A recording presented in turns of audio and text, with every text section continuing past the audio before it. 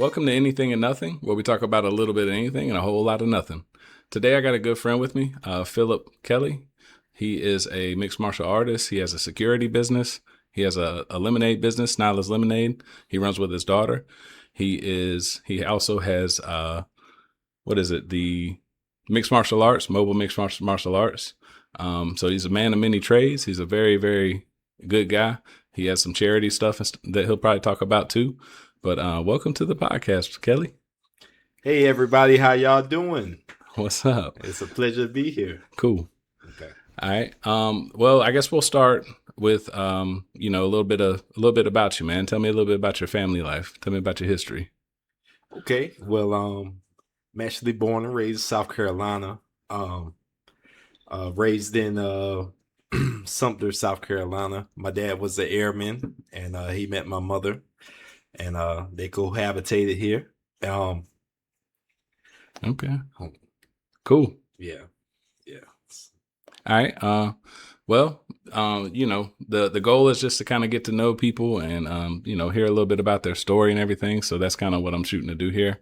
Just natural conversation, man. It's the first podcast, everybody. So, only natural to have my good friend here with me. Yeah. But, so I guess one question I have is martial arts. You seem pretty passionate about that. What got you into that, man? Okay. Yeah. Well, I started doing martial arts probably when I was about 14. I was talking to one of my friends, and I was constantly getting bullied. I had my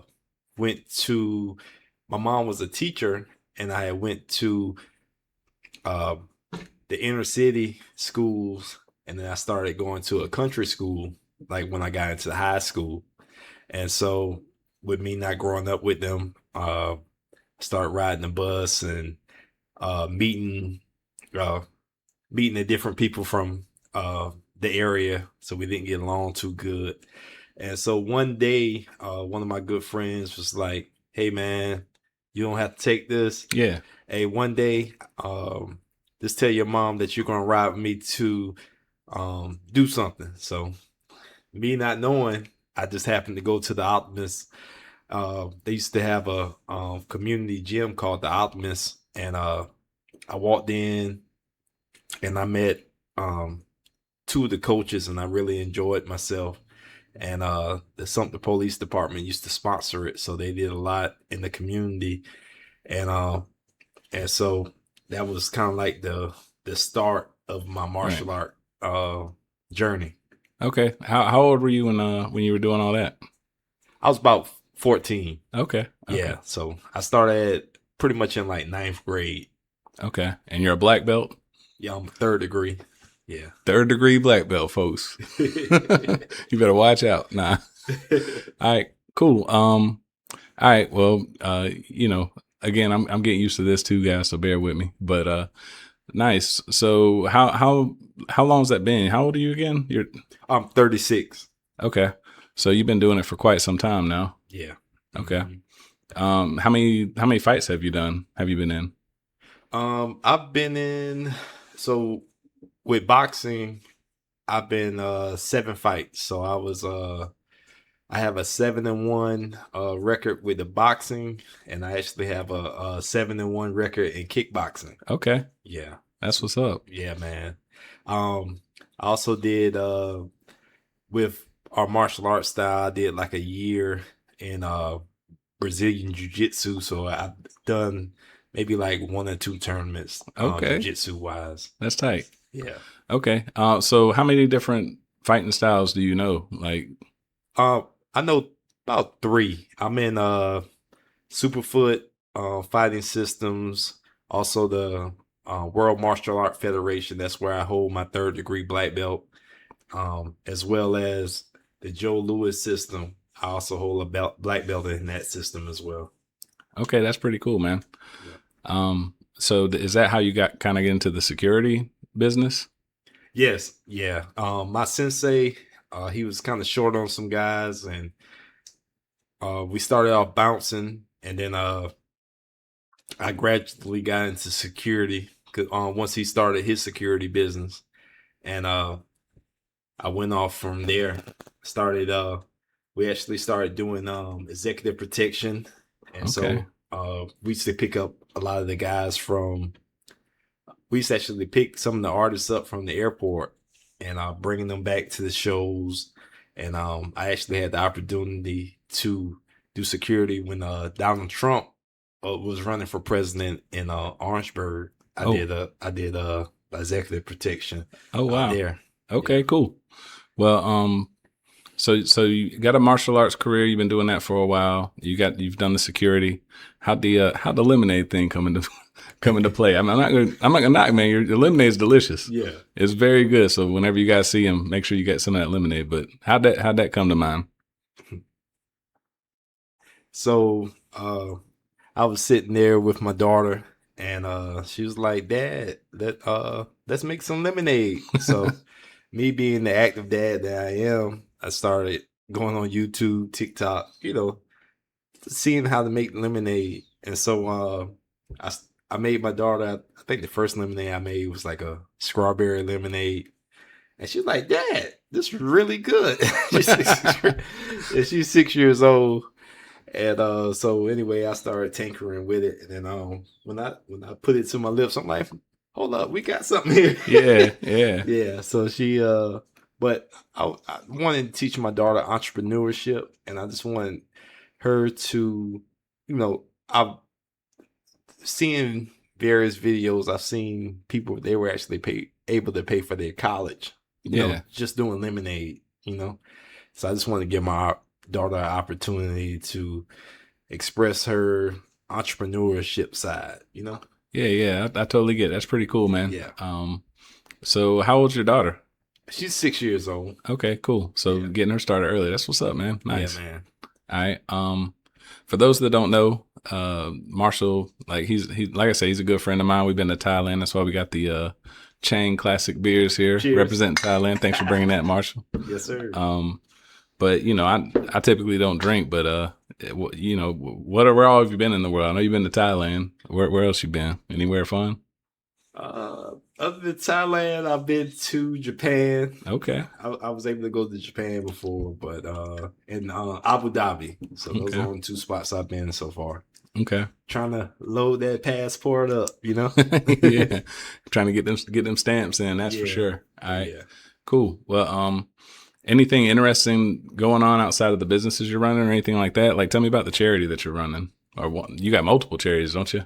Yeah. So my brother does my brother has a reentry program called Clean Slate, and I've been helping him. I've been helping him with his charity, and we've been helping these guys kind of get on their feet.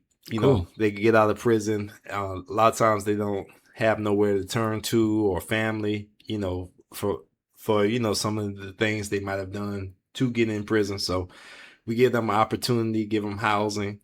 We help them get jobs, and we also do Adopt the Highway, and then we partner with other charities, kind of like we have one that's something called like Christian charities, and we pick food up and also help like some of the elderly in the community as well. So I've always loved helping our community.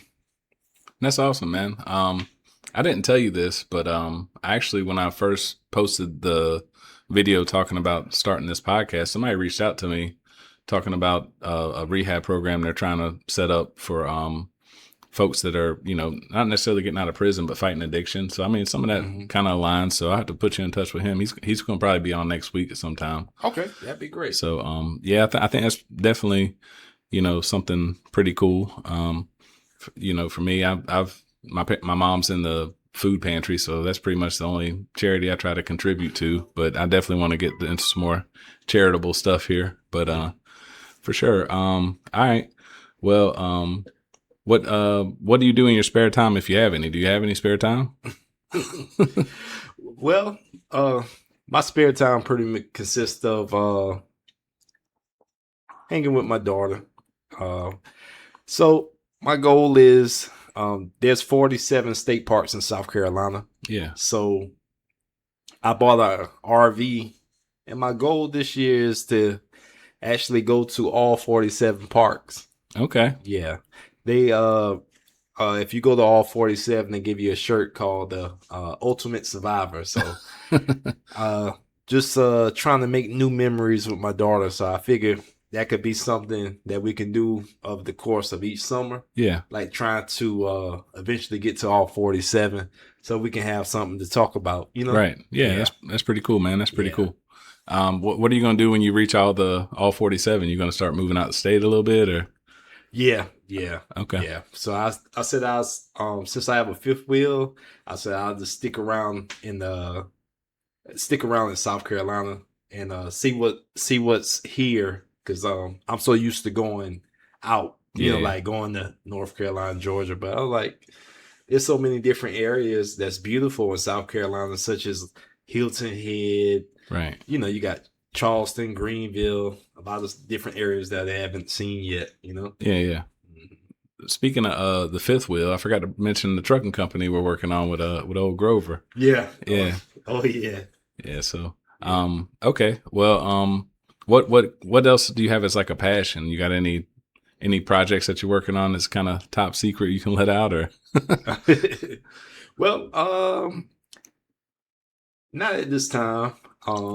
I really want to just focus on the lemonade and the trucking company. Yeah. I want to kind of get my daughter set up with this venture, you know, with the lemonade. Yeah.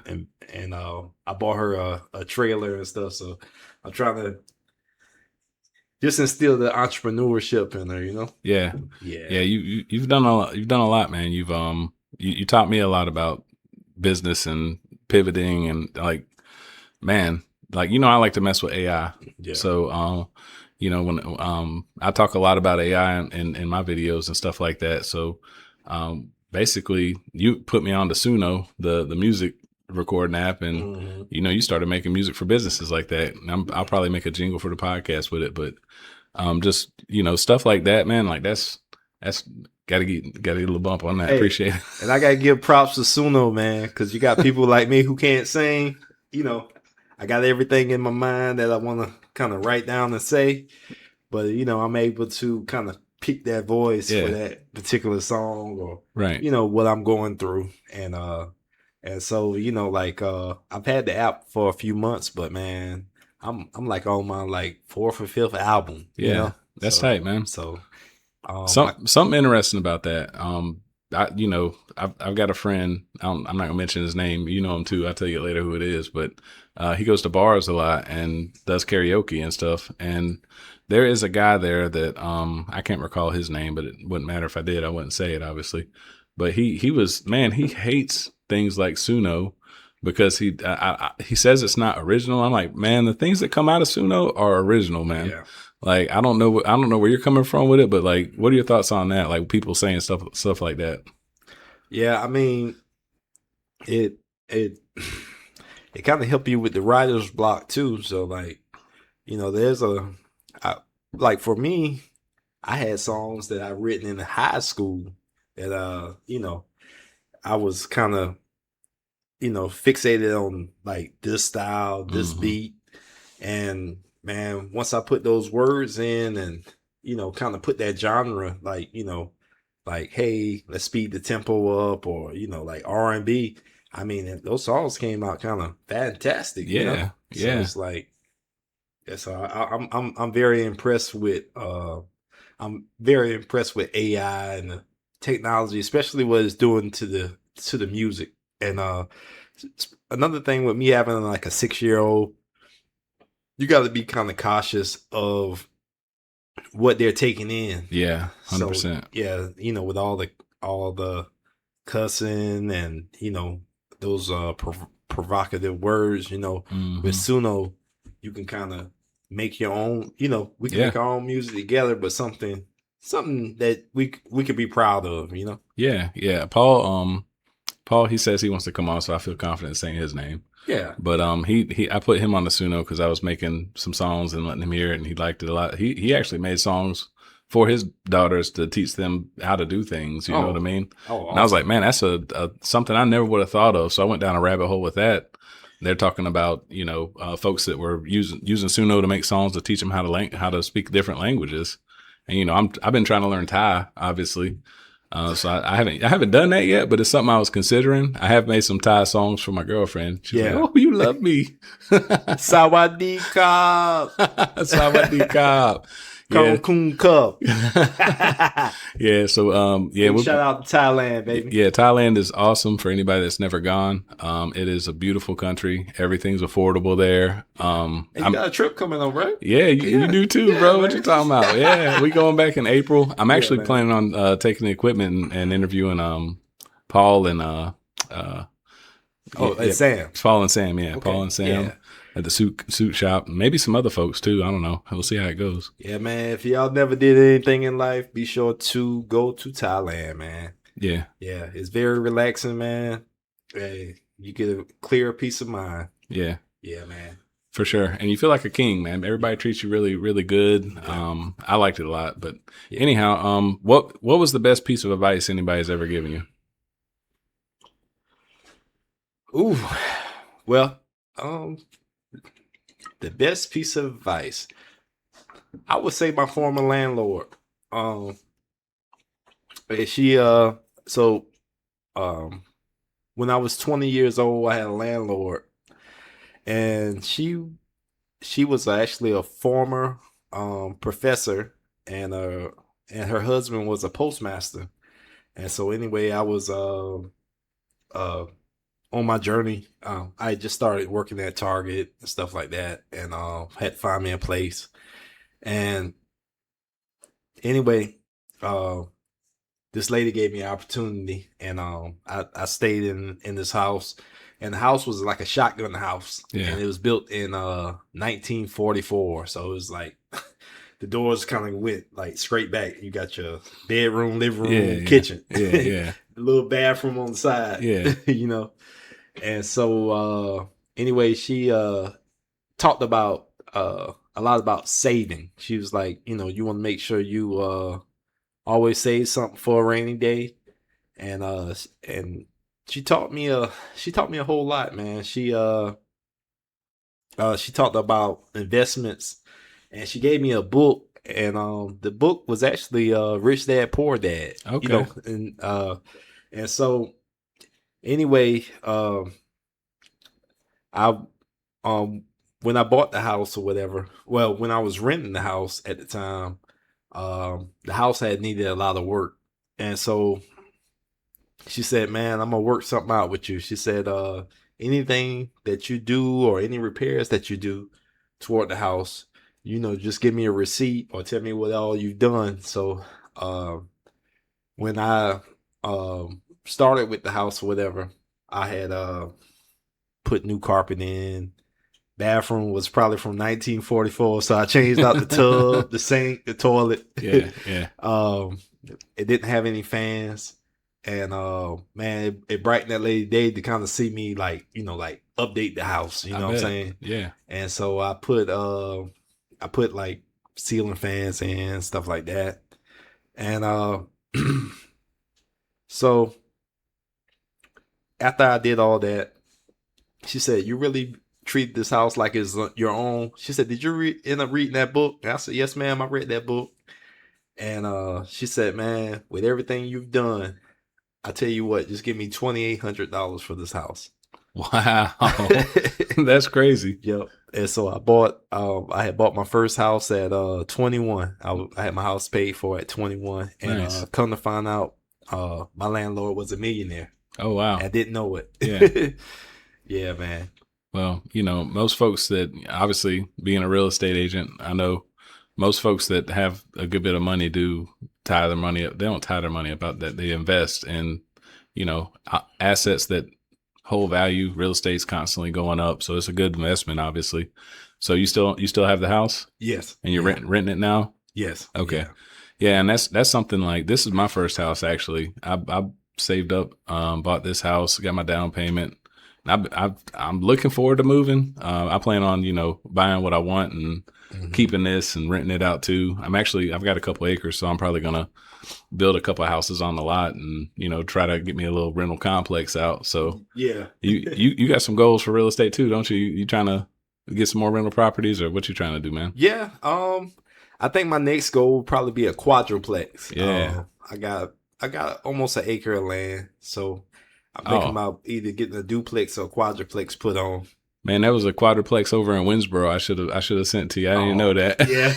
They wanted $60,000 for it. Oh wow. And it needed work. Don't get me wrong, it was messed up. But I mean, like I said, it's something you can work on. You know what I mean? Yeah. But that's cool, man. Yeah. So all right. Well, any other places that you want to go to outside of Thailand? Yes, actually I kind of call it the Asian tour.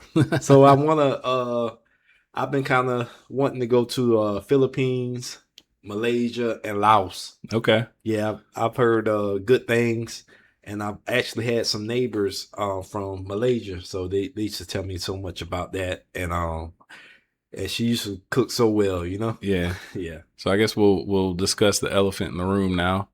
You got any concern? Mr. Love, he'll probably be on here at some point too, but he's going to Thailand actually next week. And he asked me if I had any concern about the war in Iran. Mm-hmm. You got any concern about that? Not really. I just hope that I'm not stuck. Yeah. Yeah, but as far as the war and stuff, I just hope there's no missiles coming that way, Yeah, I mean, they already they did hit a Thai tanker coming through the strait.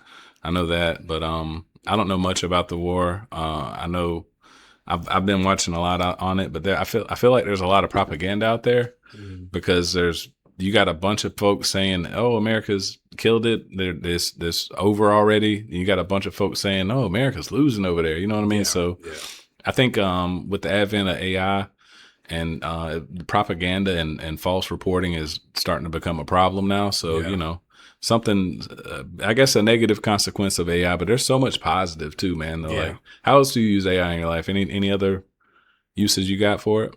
Yeah, so like I use it especially like with my security business, kind of setting the schedule, keeping my guys aligned on what they should do, like kind of a standard of work, like what it looks like within their standard day. operation procedures. Yeah. Okay, cool. Yeah. So that's what's up. Yeah, like between doing their schedules and actually AI helps a lot with their reports too. I just love the structure of it. Yeah. I can say, hey man, make me this report. And it comes in like 3 seconds. Right. You got any favorite AIs that you use? I mean, I know ChatGPT's been told to be a better like language model, and Gemini's kind of better for images and stuff like that. Well, for me, I use Gemini a lot for language. Like myself, I'm learning Thai, so I kind of go over the Thai basics. But as for like scheduling, structure of that nature, I use ChatGPT. Yeah. Dude, I just made a spreadsheet. I do peptides. I like peptides. It's something I'm passionate about. And your friend that you was telling me about should be calling me today to discuss it with me a little bit. But I actually, I know I got a lot of what's the saying? A lot of coals on the fire. Right. I know I got a lot of coals on the fire, but this is something that I'm passionate about too. So I thought about starting a peptide business while it's still legal. Obviously, right. Yeah. I think that'd be great. Yeah. Well, the thing with it is, 90% of it comes from China. It doesn't have to. I mean, you could get it compounded at any pharmacy. All it is a branched chain amino acid, but it's just it's done cheaper over there. They don't mark up the prices. The materials are cheaper for them, I guess. I don't know, man, but it's so much cheaper. But I bring it up because I was using ChatGPT to set up a kind of like a profit sheet, so I can see how much I need to sell doses for, and map out doses, and using it. Obviously, I'll have to have a lawyer look it over, but I had it give me like a little disclaimer too, because you never know, someone might be allergic to something. Like try a little bit if you're going to try something like that. And you know, I'm no doctor, so but I do my blood work. I track a lot of things with that. So you know, I love peptides, and I plan on probably being on the rest of my life. Yeah. But yeah, okay. We could all use the help. Yeah. Well, what are your thoughts on peptides? Have you heard anything about it other than what I've told you? I know I go talk about it all the time. Well, I mean, from everything you told me about peptides, I mean, I'm kind of all in as well. And I've been and a lot of people that been having issues kind of like on their weight journey. I'm like, hey man, you should look at peptides, you know? Yeah, for sure. And then especially like with me being a fighter, you know, I really think that peptides could really help with like recovery. Yeah, apparently a lot of fighters use BPC 157. I know I've heard Joe Rogan talk about it a lot. He actually on his recent podcast with RFK, they were talking about peptides, and RFK Jr. was talking about the benefits of peptides. So hopefully we'll see some type of reform with that, and they won't be fighting it so much, because I can tell you, I'm 41 years old, and I've never felt like, I feel like I'm in my 20s again. Yeah. So and that's one off. It's just me, but hey, all right. So we've covered the lemonade, we covered the security, we talked about some peptide stuff. Man, you're an interesting guy, man. Like, is there anything else that you're working on right now, or anything you're thinking about getting going? That's a good. That's a good question. Let me think about it. Well, trying to work on I'm trying to work on the security company on the side. We're trying, well, you know, with the summer approaching, now they have more like rodeos and stuff like that. So just trying to make sure I got the right manpower. Right. That makes sense. Yeah. So if y'all look for a job. Yeah. Okay. Yeah, if you guys need some need some work and have some security experience or something like that, and a clean background. Yeah, that's key too. Got to have a clean background. But I'll have his contact information down below, so you guys can reach out to him. Yeah, for sure. Yeah. So tell me a little bit, man, about like you know, you said you were getting bullied kind of when you were younger. I got bullied a lot too, man. What caused people to bully you? Anything specific, or just? Well, I went to a city school, so I kind of grew up with everybody. So from preschool all the way to 8th grade, yeah, you know, I pretty much had the kind of like a good number of friends. So I've always stayed in the area for that school, but my mom was a permanent sub, and so I was able to go to school. At that time, it was like District 17, and that one was kind of like a better school and something. And District 2 was kind of like they used to call it the country school, you know. They kind of do what they want to do. So when I got the 9th grade, I made the decision. I was like, hey mom, I want to ride the bus, because I was a car rider the whole time. Yeah. And I was like, yo, I wouldn't mind going to this new high school, you know. And so she kind of made the ultimatum. She's like, yo, you know, if you leave this school, you're not going to be able to if you leave, you won't be able to come back. Right. And I want to say that was the worst decision, but it was kind of like the best decision. So like when I got there, like I said, it was like everybody was already family, people was already friends. So it was kind of hard to make friends, because being the new guy, and then I used to have braids actually. And so a lot of people get mad because they think I'm trying to take their girlfriend or talk to their cousin or something like that. So I was the lover boy, so they just kind of start hating. I get that. Actually, believe it or not, I had braids in my late teens too. And like I said, you know, I was bullied when I was younger, mainly because I was overweight, and I lacked confidence. I don't know how you feel about it, man, but I wouldn't change it for the world, man, because honestly, I think it built my character. Like it built, for me, it kind of built me to, you know it was good it was good experience for me in the long run. Like in the short term, man, it devastated and crushed me. I'm like, what is your problem with me? You know what I'm saying? Right. Like it's not. I'm like a recluse kid that's super shy, and you know, I didn't really ever approach anybody about anything, and they were still, just picking on me. So, but hey, it is what it is. Like I said, it wouldn't change it for the world. But you seem like the type of guy that wouldn't have problems building relationships. So, what's the secret in that, man? Share it for a recluse. Like, how are you so open to people? Like, what? Well, like I said, when I looked at being bullied and stuff like that, and then teaching martial arts, that was kind of like the opener, because I was kind of like always shy, but like once I got them, once I got to my purple belt, that's when I actually had to teach. So for like 2 years, I was actually taking on new students, and even back in boxing, just I always had a passion of teaching. So Yeah. And so that what kind of made me more open and got me out my shell. Okay, cool. Yeah. Yeah. I think I never got into I got into mixed martial arts later in life, and I had a boxing coach, and he used to mess me up all the time. Yeah. And I never did any professional fights or anything like that, but I did enjoy boxing. I sucked at it, but I enjoyed it, and we done some work. You've trained me a little bit too, and I appreciate that. But yeah, I definitely. I saw you fight, man. When I saw that fight, I was super impressed. Like this dude kicked the guy in the arm and he quit. And he was like, "Yep, I'm done. I don't want no more." So this dude is a legit fighter for sure. Yeah. But okay, so with the stuff going on in Iran, man, like it's obviously it's heavy on my mind because it's something that's super impactful. But I don't want to get into politics too much, obviously, but I don't know, man, like going to Thailand in this. Yeah. Like how you, I don't know, man. Right. I'm still going to go. I mean, I don't pay for the tickets, you know what I mean? But man, I'm glad you're going with me, man. Hey, believe it or not, my flight actually got changed a little bit because I was leaving from Colombia, and it's supposed to be like Colombia, then had like a 4-hour layover in LAX.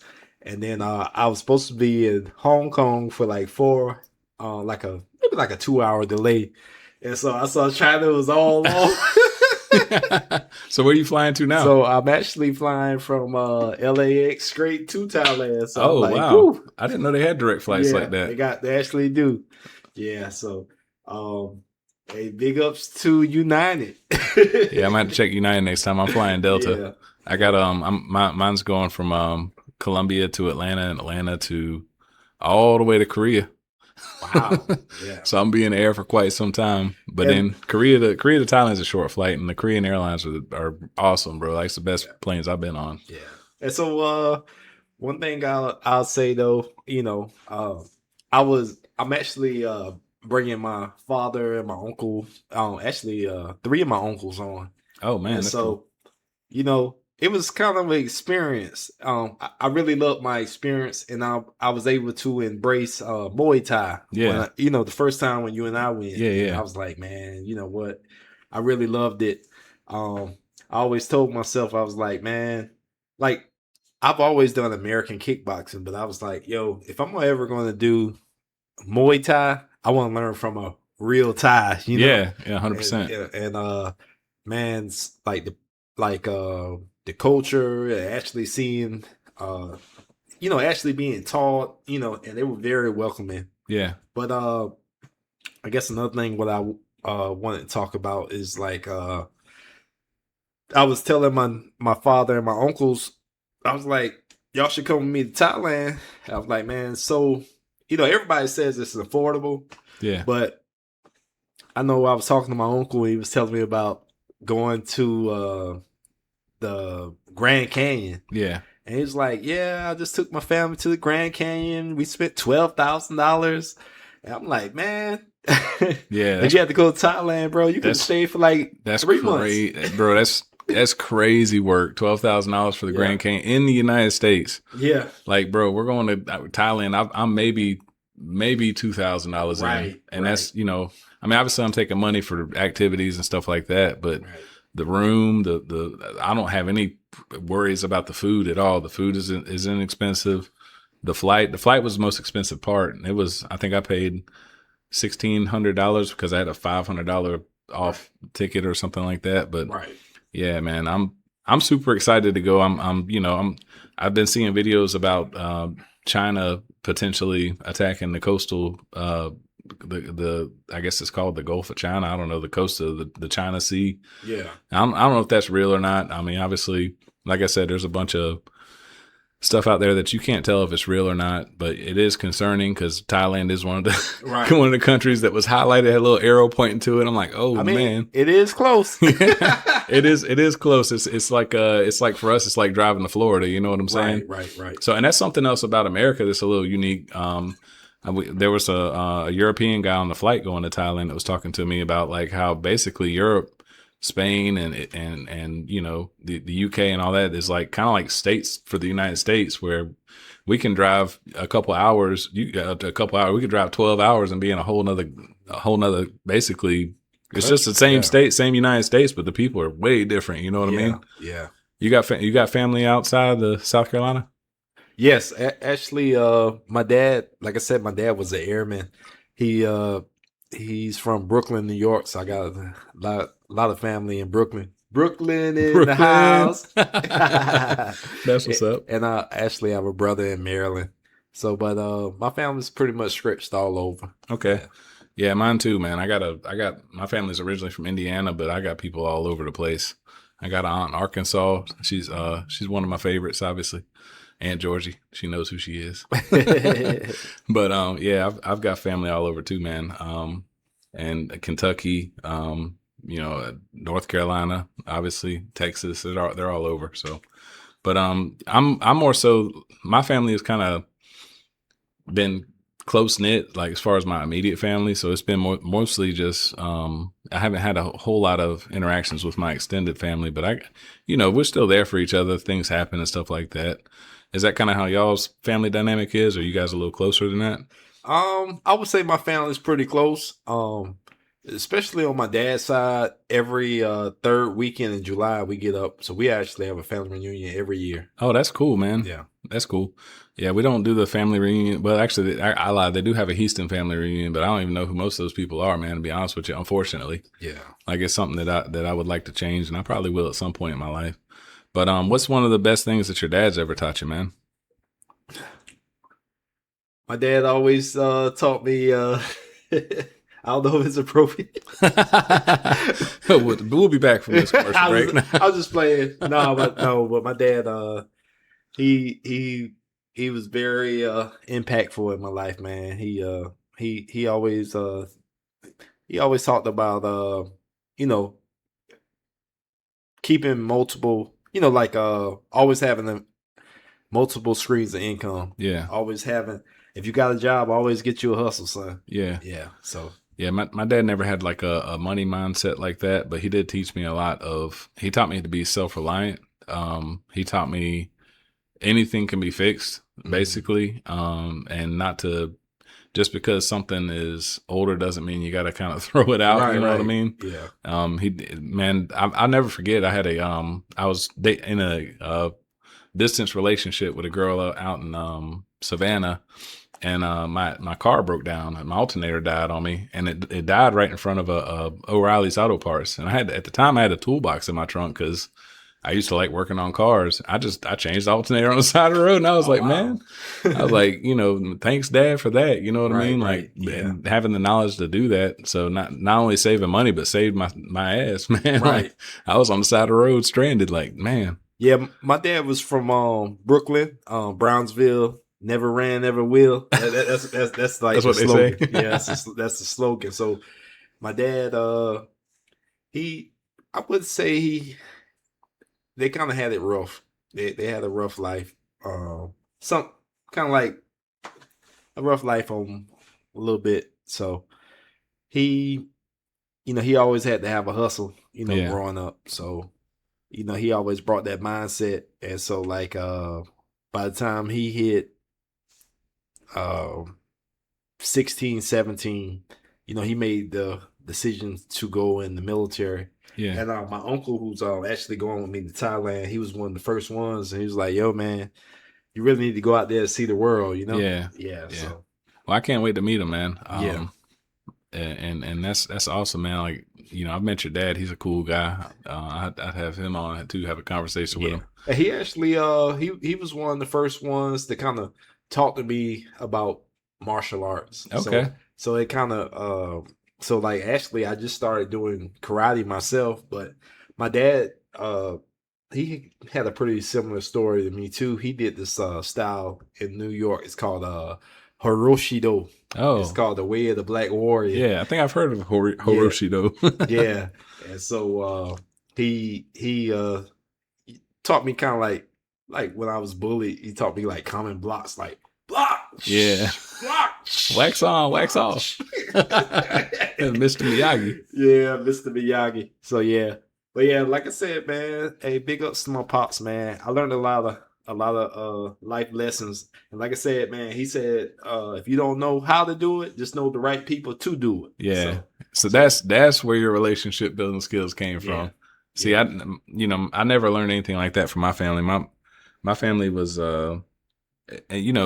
obviously we can talk a little bit about what you mean about the rough times that they went through, if you want. Mm-hmm. But my family, we came up from a kind of like a poor background too. But my dad's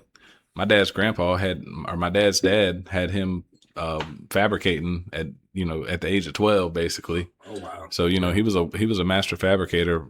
He was just a welder and fabricator for years and years and years. So I kind of got this view, and I fell into it too, man. Where our schooling systems, like, they're churning out factory workers. You know what I mean? Yeah. And it's like that's one of the reasons why I like you and I keep you around and so much and ask you to why I'm friends with you is because I want to have folks that have a different mindset than that in my life, because you are who you hang around, basically. You know what I mean? So, what are your thoughts on things like that? Like, I know you got a bigger circle than I do for sure.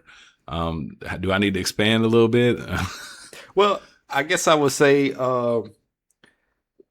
it's just about building a tribe. You kind of look at if you look at the lions, the lion and also the wolves. Wolves always had a pretty big pack. Mm-hmm. And you ever notice, like, with the wolves, the younger wolves are in the front, and they always have the elders in the back. Yeah. You know what I'm saying? So just build you a wolf pack, Yeah. And like I said, man, I'll like when you look at friends, you kind of gotta look, why is this person my friend too? Right. So like a lot of times I sit back and I evaluate. I'm like, why is this guy my friend? Is it because we drank together, or or is he trying to give him my old lady or something like that? Oh man, I had a hard lesson learned in life about that. I don't know how much, obviously, I don't want too much of my past life getting out there, right? Because I did some things I'm not proud of, but I wouldn't change a thing. I would not change a thing. But I learned whenever I changed careers that some of the friends that had around were not, true friends, and right. Folks stop calling you. They just, it was a good lesson learned for me too, and that's kind of a reason why I've been gun shy to kind of make friends like that. But speaking of like friends and bullying and stuff like that, I don't know how we got on that topic, but it don't matter, man. We're just kind of talking in cursive here. Mm-hmm. But how would you feel, like, obviously, like I said, I kind of feel like bullying kind of gives you some character. How would you feel as a father, man, like hearing something like that going on with your daughter?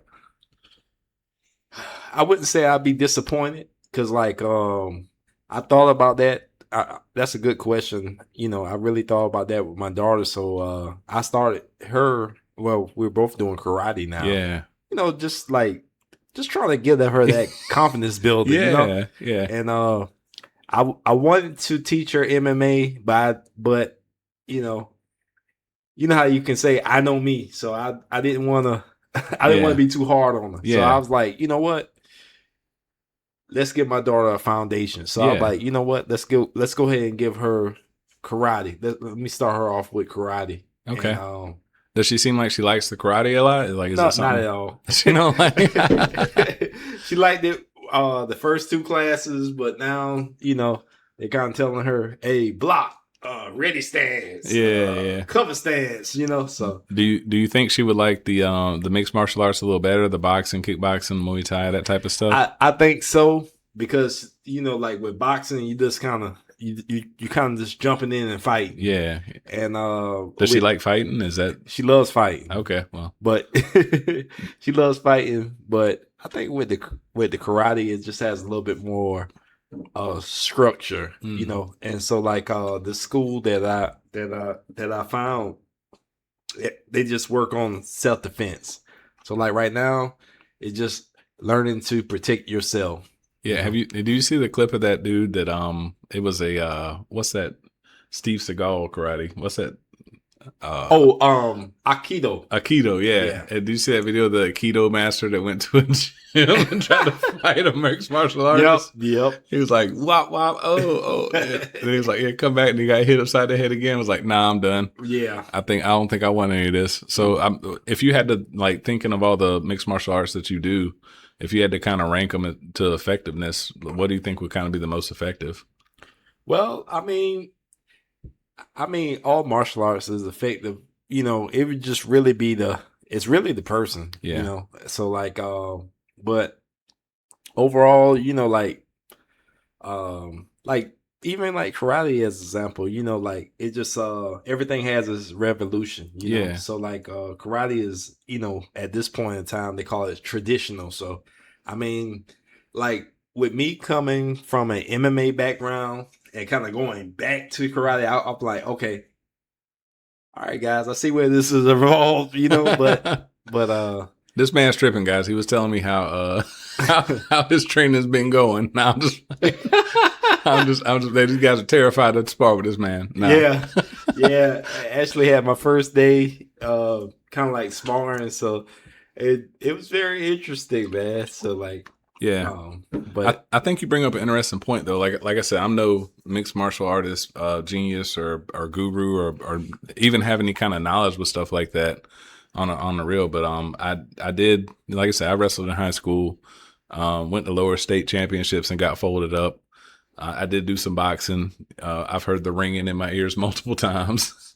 But I do think that it's kind of situational based too, as far as the situation that you're in, because, you know, maybe Muay Thai or kickboxing isn't quite as effective in a hallway as jiu-jitsu, and jiu-jitsu may not be as effective in an open space where you got a bunch of room to move around, that type of thing. So, well, the one thing, kind of going back to like what my dad said, my dad always kind of taught us like telephone booth fighting. yeah, He wasn't so like I've always kind of like when I fought, I always kind of used my elbows, yeah, like fists, like hammer fists, right. But it was more so close combat. So like as in martial arts, I would kind of go with that Krav Maga. Krav Maga, okay. Yeah, Krav Maga is really like close combat. Is that that's the what is it, Iranian or something, martial art or something? Israeli. Like that? Israeli, there you Yeah. go. Okay. Mhm. Israel. Israel. All right, we ain't gonna talk about Israel. It'd be Yeah. all right. Okay.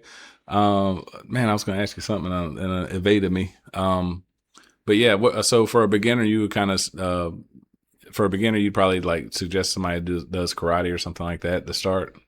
Well, actually, for a beginner, I would tell them to go ahead and do boxing. Okay. Yeah, boxing to get the cardio and stuff. Yeah. Yeah. So I've like in my martial art journey, I actually was able to train with Bill Superfoot Wallace, and man, Yeah. he's a phenomenal dude. So Tell the people who Bill Superfoot Wallace is, because you told me this and this is interesting. okay, yeah, Bill Superfoot Wallace is pretty much the godfather, the grandfather of kickboxing. And so him, Joe Louis, and Chuck Norris, they actually was the first belt champions. Okay. Like, so I think Joe Louis was the heavyweight belt champion. Don't quote me, but I believe like in between like 1970 to 1973. They actually made a organization called PKA, Professional Karate Organization, and Joe Louis was the heavyweight, Bill Wallace was the welterweight, and then Chuck Norris was the middleweight. They were the pretty much the founding fathers of American kickboxing. Okay. Yeah. Cool. What advice for anybody getting into mixed martial arts, or any kids that want to start learning boxing or anything like that? What advice would you give somebody that's just getting into it? Hey man, just hang in there. I mean, I wouldn't just like, hey, hang in there if you can. Jump rope. Yeah, yeah. Hey, work on cardio, and hydrate. Yeah, that jump rope is no joke, man. Yeah.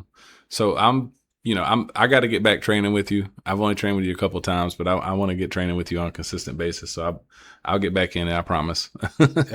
But whenever we went to Thailand the first time, I was actually 95 pounds heavier than I am now. So I'm proud of the weight I've lost, but I also am able to function again to a point where I could do something like that. Cause you're not lying about the cardio either, man. Right. Like even when I was younger and I would say I was fit. I mean, I was at 10% body fat at one point, and boxing, I still was winded. Like I used to run miles and miles and miles, and I would still get winded. Right. So boxing is and wrestling too, man. Like, I don't know. Did you ever wrestle at all?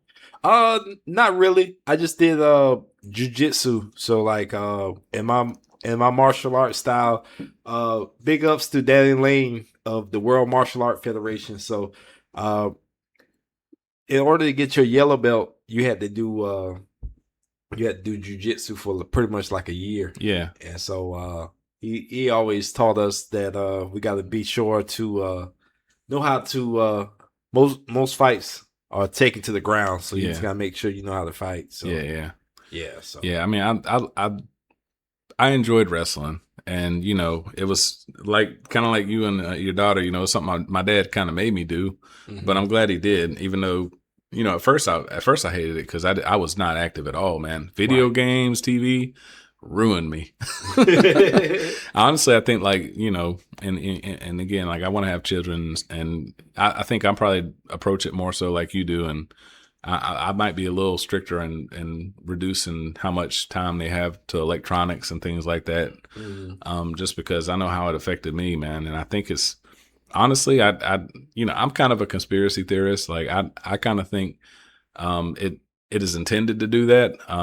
They say that if you're not paying with money, you're paying with something else, right. And typically that's time. So time, man, I blinked and I was 20, I blinked and I'm 40 now. You know what I mean? Yeah. So for me, like hearing what you're doing with your daughter, like that's friggin' awesome, man. And I think you're a great dad for that, for sure.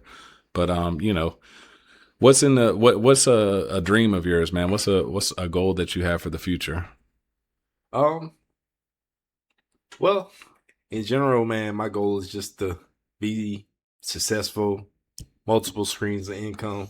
What continues multiple streams of income, man, and passive income, yeah, and just enjoy life, man. And if I get some grandkids, to be able to have the health and strength to train them, man. Yeah, that'd be awesome, man. I'm sure you will. Yeah. Well, that's pretty cool, man. I feel like it was a good conversation. I mean, it's first podcast, first time doing this. We're almost to the hour mark, so that's kind of what my goal was. Okay. Anything else you want to talk about real fast? Like we still got a little bit of time. Anything come to mind? Yeah, man. So what's your views on have you been watching like UFC or like what's my man Jake Paul? Oh yeah.